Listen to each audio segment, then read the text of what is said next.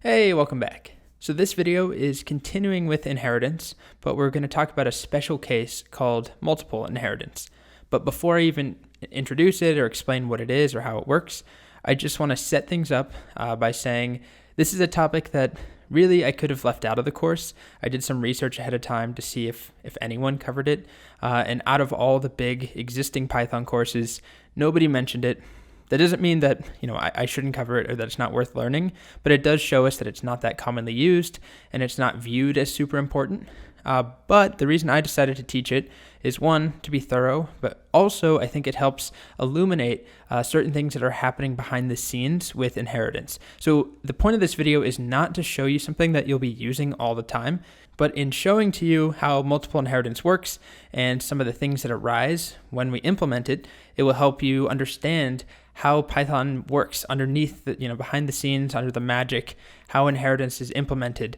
And that's all I'll say about it for now. So with all of that said, let's talk about it. Multiple inheritance. So it's kind of what it sounds like.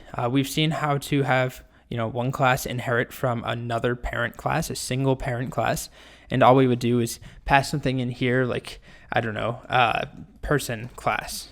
That wouldn't really make sense here, but the aquatic class now inherits from person. Well, I have an example here now where I have two different classes. This is a super trivial example modeling animals. So we have aquatic, which each instance just has a name, like Jaws or Sharky or Fishy. It has a swim method that returns the name Jaws is swimming or Fishy is swimming. And then a greet method that returns I am self.name of the sea. Then there's a second class called ambulatory. Ambulatory just means walking, so kind of the opposite of an aquatic animal, although I don't think it actually is the exact opposite, but in our case, just another type of animal. And ambulatory instances have a name. Also, they have a method called walk, which just returns, self.name is walking, Lassie is walking. And then they also have a greet method, I am Lassie of the land instead of the sea. Okay, so these two classes have nothing to do with one another. They look kind of similar, but they're not connected. No inheritance. Then there's a third class down here called Penguin, and Penguin inherits from both of them.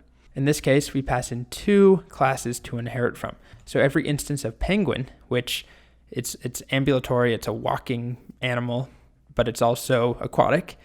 So it kind of makes sense in this example. But every penguin has all of these methods from aquatic and all of the methods from ambulatory. And if we look at the init in Penguin, it's really, really simple. It just calls super.init. In a moment, we'll explore what super is actually referring to. But before you even get there, let's just take a look. Down here, I have three examples where we have Jaws is equal to an aquatic instance, Lassie is an ambulatory instance, and then Captain Cook is a penguin instance. And we can do things like, obvious things like Jaws.swim or Lassie.walk. But let's play with Captain Cook. Let's do print Captain Cook.swim. And if we run it, we get Captain Cook is swimming. All right, so that's coming from the aquatic class. If I do the same thing, but this time I do walk, that will be coming from the ambulatory class. And I get Captain Cook is walking. All right, so that's coming from ambulatory. So we have proof now that Penguin is getting methods from both parent classes. Now the question is, when I call .greet on Captain Cook, which greet is going to be called? Any guesses? We have two. They're both named greet, and they do kind of the same thing, except one says of the sea and the other says of the land. Okay, let's see what happens. And we get, I am Captain Cook of the land. So it's calling the version from ambulatory, not from aquatic. And we'll talk about why in just a moment. There's one other thing I want to point out here. I've already typed this up ahead of time, where I'm just using instance of 3 different times with Captain Cook to see is instance returns true or false. If Captain Cook is a penguin, it should be true. If it's aquatic, true. Ambulatory, true. So we should see 3 trues, and that's indeed what we get. So this shows you that in Python's mind, Captain Cook is an instance of Penguin, but it's also an instance of Aquatic and Ambulatory. And on top of that, it's an instance of base object, which we didn't have to test out here, but we saw that earlier. All right, so now let's explore a bit about the order that things are happening in. And the next video is actually going to go into a lot more detail on that. But for now, let's just comment everything else out here and only focus on Captain Cook. When I call Captain Cook or Penguin Captain Cook, this is run, right, init here, and it calls super.init. So let's kind of trace the path that things are happening in. So I'm going to do a print Penguin init, and then up here I'm going to move into the ambulatory init and type ambulatory init. Got to make that all caps. There we go. And one more time for aquatic.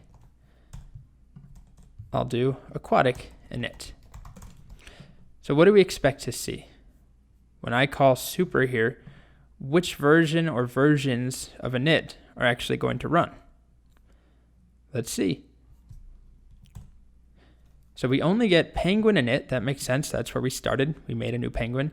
And then ambulatory init. So aquatic was never called. And that order, again, is something we'll talk about in the next video and how it's established. But the super simple version is that ambulatory is first. If we move it after aquatic, we now get Penguin init, then aquatic init. Okay? So again, we'll come back to that in the next video. But one thing I want to be super upfront about and make very clear, we still have access to these methods in ambulatory and aquatic, even if init never occurs or it's never run in that particular class because of this inheritance right here. Okay, so I'm going to change it back. So putting the order that things are running aside, let's say that we wanted both inits to execute, both in aquatic and in ambulatory. I don't know if you can hear that siren, but there's an ambulance outside right when I'm saying ambulatory. Okay, let me edit this out. Okay, I'm back. So if we want to have both inits run, we can actually just manually call them.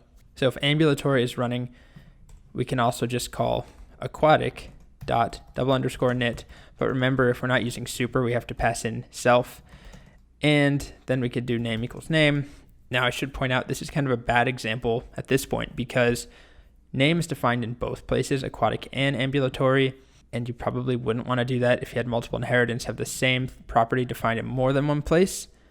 So for this example, we could change name, but I'm just going to leave it as this for now, but just know that we're basically redefining name. Okay, so aquatic.init self, we have to pass in self, and now we should see all three running.